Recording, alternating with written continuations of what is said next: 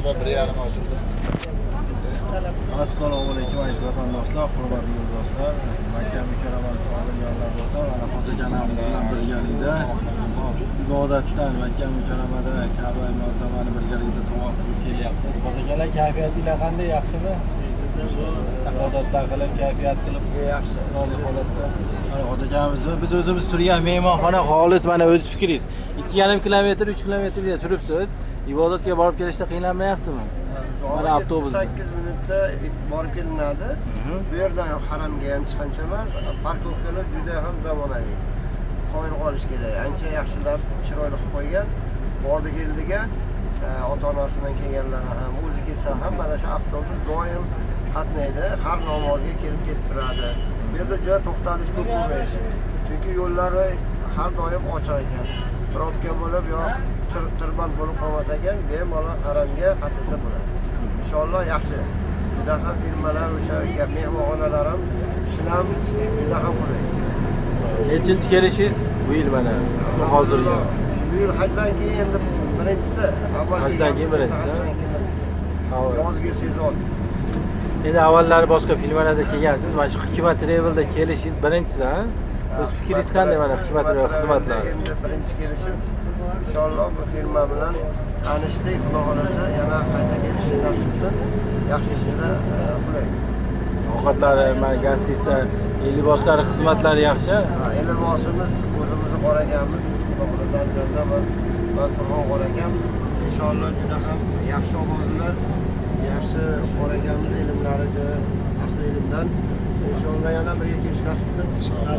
Albatta, mana birgalikda mana bugun 10-kun, 11-kun, ha? 13-kun, ha? Hozirda endi qaytish 14 kun, 15 kun bo'lib qoladi. Shu 5 kunga o'xshab turibdi.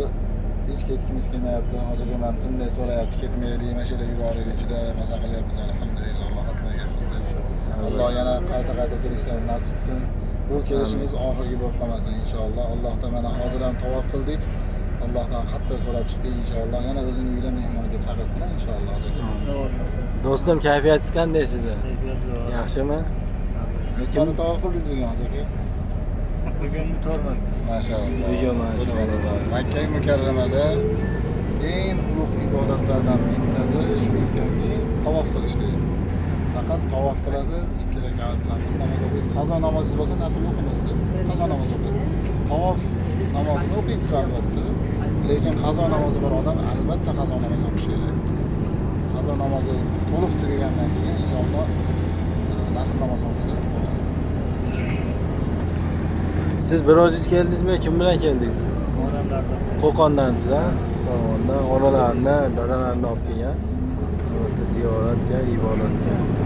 O'z fikrlaringiz yaxshi, ha? Hikmat Travel'da ota-onasini albatta O'zbekistonda turib, chet elda turib jo'natayotganmi yoki birga olib kelsa yaxshimi? Jo'natsa ham yaxshi, birga olib kelsa ham yaxshi. Qiynalmaydi, mana biz ayollar o'zi alohida olib ketib kelyapti. Yaxshi yo'q. Ayollarimiz avtobusda kechasi mana hozir soat necha bo'ldi inshaalloh? Soat 11 bo'ldi. 11 bo'ldi. Avtobuslarimiz hamisha qatnovda bor. Xotirjam bo'lib inshaalloh Alloh uyiga xavotir olmasdan bemalol jo'natsa bo'ladi. O'zimiz xizmatdamiz. Andijon, Namangan, Farg'ona, Toshkent inshaalloh o'zimiz olib borib, o'zimiz olib kelamiz. Inshaalloh o'zimiz xizmatda bo'lamiz. Bemalol ishonib ota-onasini topshirsa, farzandlarini topshirsa bo'ladi. İmkonimiz boricha duolarini olib, hojilarda, hojonalarda xizmatlarini qilib, inshaalloh duolarni olishga harakat qilamiz. Albatta, videoni kadrda o'chirmaymiz. Shu holatda suhbatlashib ketamiz ozgina. Sababi o'chirmaslik sababi mana hozir avtostansiyadan haramdan yurdik. Yetib borish necha daqiqada borishlikni o'zimiz mana shu videoda minut ketyapti. O'zimiz ko'rganki inson bilib oladi necha daqiqada avtobus mehmonxonamizga borishligi. Ziyoratchilarimiz hammalari tavof qilib, ibodat qilib chiqib, oila a'zolari bilan, yaqinlari bilan ketyapti. Makka mukarramaning ko'chalari. Tunnelda ekanmiz. Hozirga bugun toqqa chiqib keldingiz-a, Jabal Nur tog'iga. Jabal Nur Savrga chiqdik. Yangicha yo'llari yangilanibdi. Pastda parkovkasi soat 4da, yozgi sezonda soat 4da ochilar ekan. Issiqlik sababi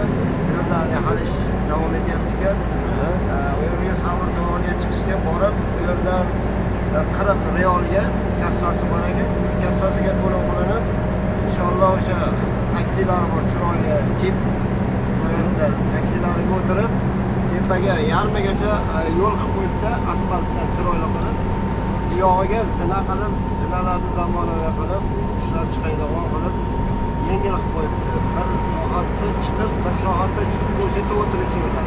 O'tirishda ziyorat bilan 2 soat vaqtimiz ketdi. Tepaga chiqib tushishga. Bu yerda odam sal sayyoraga bemalol o'tirib, savollarni ichida yarim soat o'tirdik. Duo qildik, salovat, mavludlar o'qidik. Inshaalloh duolarimiz ijobat bo'lsa, yana qayta chiqishlik nasib bo'lsin. Albatta, amin. Nima uchun bu yer endi birinchi marta ko'rgan inson ozgina tushuncha bersa, Sabr g'ori deyiladi.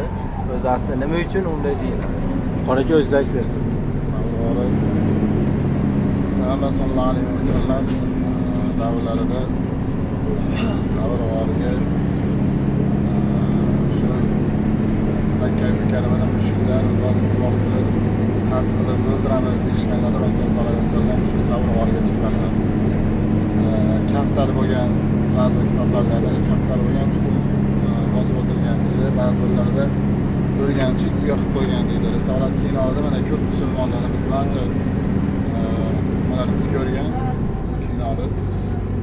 Shu joyda Rasululloh sollallohu alayhi vasallam shu joyda qolganlarida mana bu tog'ni ichiga kirib ketdi deb Sabr g'orini ko'rsatganlarida choparchilar otlarida kelib qaraganda, Quraysh qabilasi qaraganda yo'q, bu yerga kirmagan. Agar kirganida bu o'rganchi uyga bo'lmas edi. O'rganchi uyga solib qo'yibdi bu yerga. Shu joyda Rasululloh sollallohu alayhi vasallam Sabr g'orida qolganlar. Voqeasi shunday bo'lgan. Aslida shuning uchun Sabr g'ori deyiladi. Hozirda jamiki umraga kelgan inson shu yerga ziyoratga chiqyapti. Hozir Rasulullohning bu yerda qadam izlari bor inshaalloh.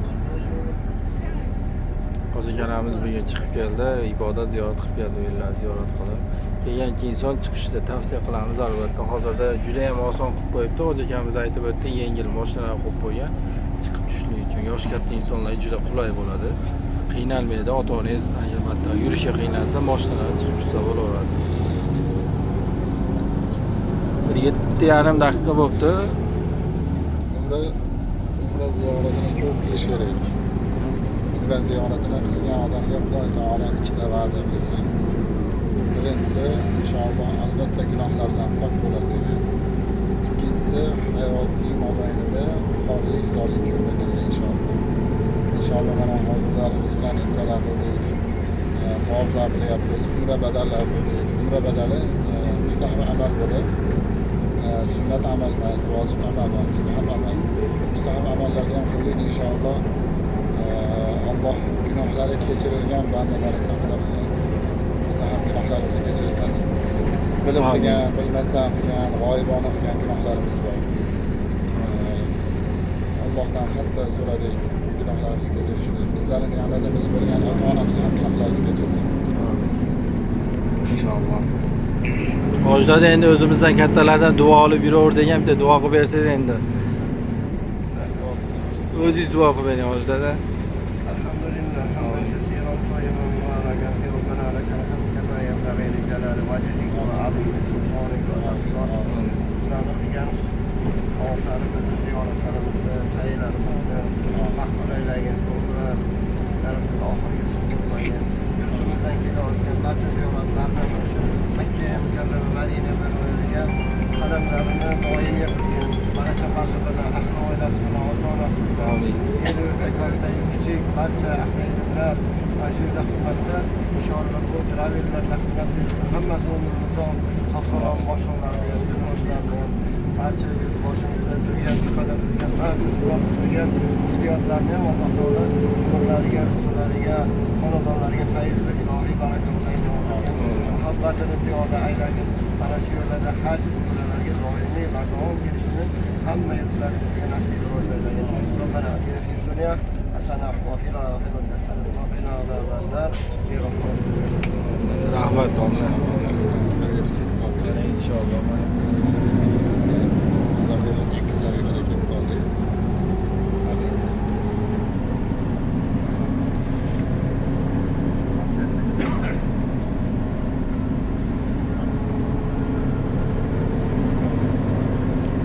سبحان الله وبحمده سبحان الله العظيم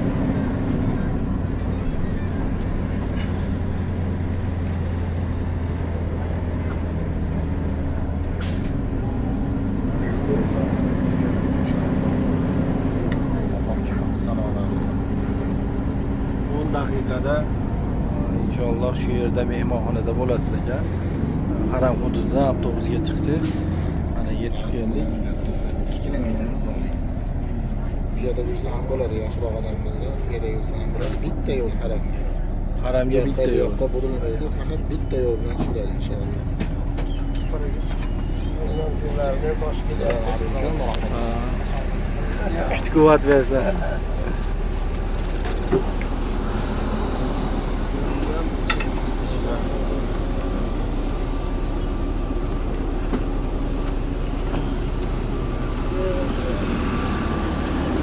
Alhamdulillah. Alhamdulillah, kech bo'lishiga qaramay mana barcha hojlarimiz kelishyapti. Mana Darbuniyan gazetamiz. Bu arabcha yozilgan. Tinduq Darbuniyan. Tinduq ya'ni arab tilida gazetani tinduq deyishadi bu arablar. Inshaalloh alhamdulillah saqlab qolamiz. Kelinglar, nimada inshaalloh o'zimiz xizmatdamiz, duolarni olamiz. Duolarga muhtojmiz. Rahmat domla. Hurmatli yurtdoshlar, albatta aloqaga chiqasizlar. Biz esa 24 soat aloqadamiz.